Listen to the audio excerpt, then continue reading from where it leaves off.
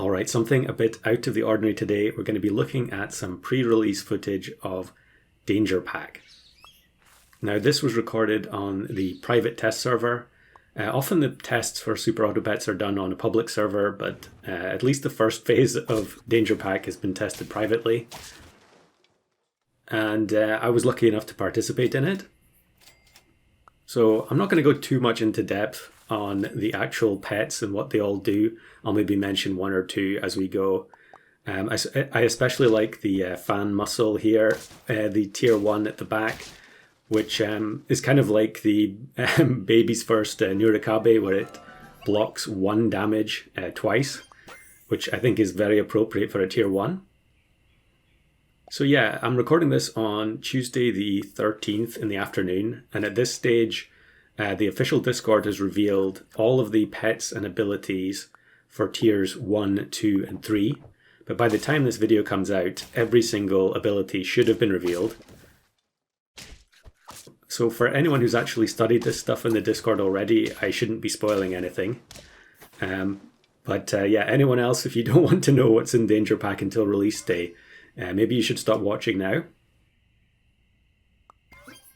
So I'm going to grab one of the tier 2s, and actually I probably should have checked how to pronounce a lot of these pets before I started. Some of them have got names that are quite difficult to say, or maybe the pronunciation isn't necessarily obvious.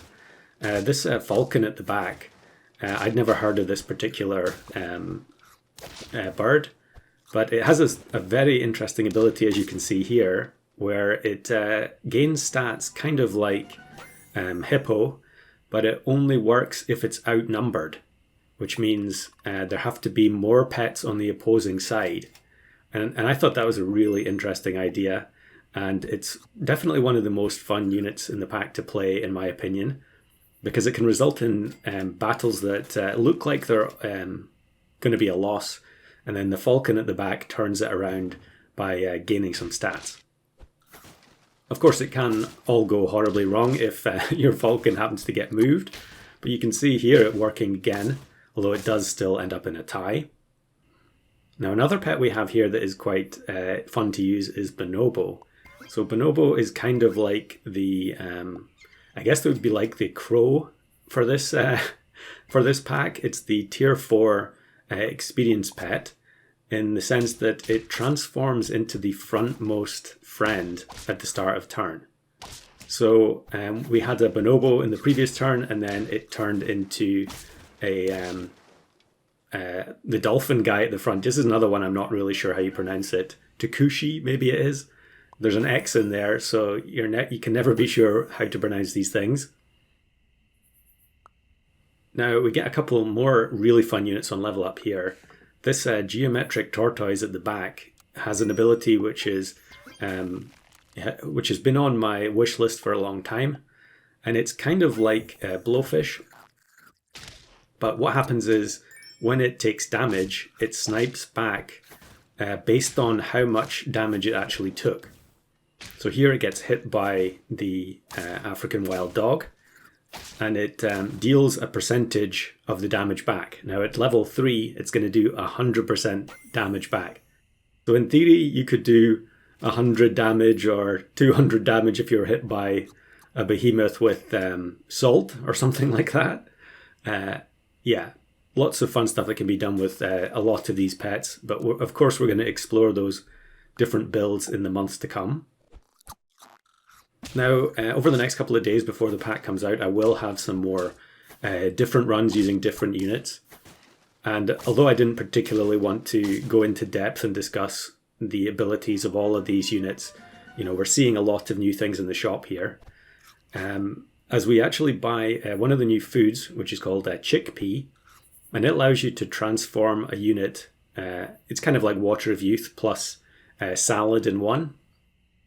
So we transformed our giant otter, which we didn't really need, and we ended up getting a level 2 bonobo. So actually what I'm going to do now is take the thrush, which is the bird at the front, and play it out of position in order for the bonobo to create a level 2 copy of it next turn.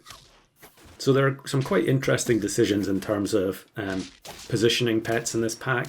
There are a lot of abilities that are dependent on position. You know, there's a lot of pets that have abilities that work based on adjacent friends. The thrush is one of them as well. And then here we take the red panda, which I think a lot of people are going to be excited for. It's kind of like anglerfish, but the options that you get for it are random. So we get offered 3 different tier 6s there, and then the panda transforms into whichever one you select. Now, you can get pets from Danger Pack, so you could end up just being offered some of the tier 6s that you're going to unlock later on. But you can get all the other tier 6s from outside the pack. So yeah, it's quite a fun unit. And here we actually get Pteranodon, which is incredible with the team that we've built so far, because we can resurrect the dolphin at the front, and it's going to buff and use its ability on another unit. Now we've gotten to this, we've gone to turn 11, and I haven't actually explained that dolphin's ability. I guess observant players will just work it out by watching what's happening on screen.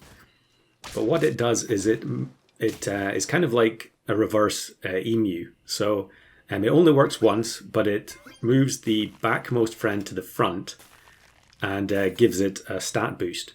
So it's kind of a combination of, I mean, emu does give a stat boost as well, although it is only health.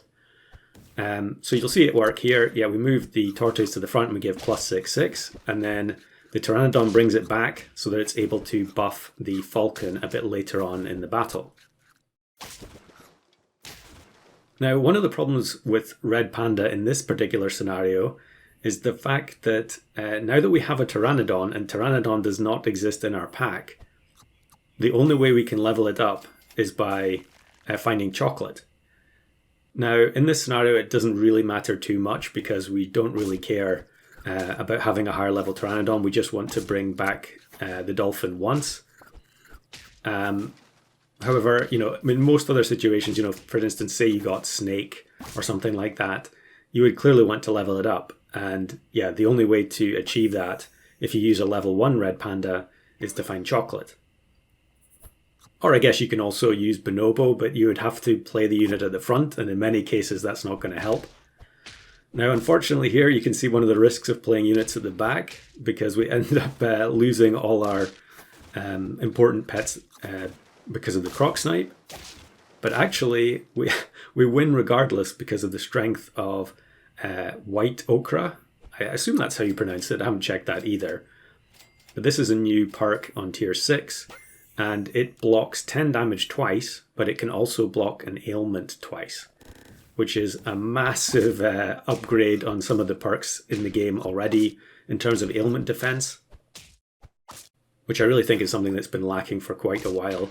There are so many teams, especially in custom packs, where your whole squad just gets annihilated by ailments covering your whole team. So now you've got at least one other option to try and fight back against that. But here we get a nice stat boost from the fainted Takushi, and we're gonna, I think maybe here I'm gonna replace the melon with White Ochre. Yeah, the fact that it only blocks 10 damage in this scenario I think actually helps us a bit, because we want the tortoise to take damage. You know, if it gets hit by a 20 damage snipe, when you've got melon, it's not going to snipe back. But the fact that we're able to actually take some damage, I think does help us. Lets us get a couple of snipes away there. Although, yeah, it does look like we're in a bit of trouble against that opponent. Now, something you may also have noticed here as we get to 9 wins is that I haven't really bought any new units for a long time. And this is partly because, you know, getting the Pteranodon felt like such a lucky moment that I was basically committed to the team that I had already. Realistically, I probably should have sold the Falcon, which is a tier 2, quite a while ago. But instead, we're just sticking with what we had since the beginning. And I think what's going to happen here is we're going to end up scraping a draw against this PDF squad. Now, although this is on the test server, there were some teams that were copied over from the live server. So some of these opponents, like the Golden Pack opponent you just saw there, those were real teams that people had actually played on live. And that made it a bit easier to actually go about testing this stuff against the other packs in Arena. And here, although we have the white ochre to help protect us against weakness, we get matched with a Pack 2 squad. We actually briefly see the new Ellie Seal ability here. That team is no longer possible.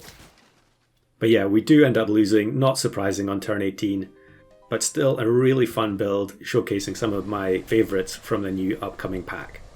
Let me know in the comments if there are any units from Danger Pack that you're especially looking forward to.